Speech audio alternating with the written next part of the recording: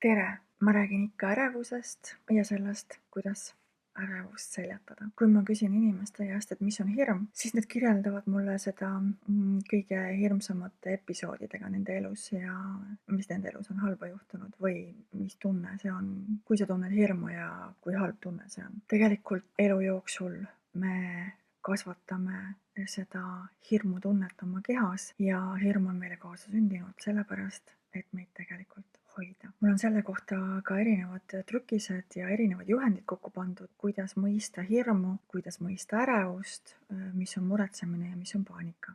Need on kõik 4 täiesti erinevat asja. Ja nüüd ma siis tahaksingi selgitada, et mis see ärevus on ja miks sa sellest välja ei saa. Hirm on meile kaasa sündinud ja hirm aitab sul ellu jääda. Hirm aitab sul keeruliste olukordadega toime tulla. Hirm on sinu sees olev kaitsemehhanism, mis hoiab ja kaitseb sind ohtude eest. Mis on siis ärevus? Ärevus ei ole hirm, ei ole mitte midagi püsivat, millest ei ole võimalik vabaneda. Ärevus on tegelikult muretsemine ehk ülemõtlemine hirmu pärast. Kui sa oled elus kogenud mingit hirmu, ehmatust, šokki, vapustust ja nüüd oled sa päris pikka aega muretsenud selle hirmu pärast, siis ühel hetkel need muremõtted kasvavad üle pea ja muretsemine läheb kontrolli alt välja. Ja kui muretsemine läheb kontrolli alt välja, siis tekibki ärevus ja ärevushäire.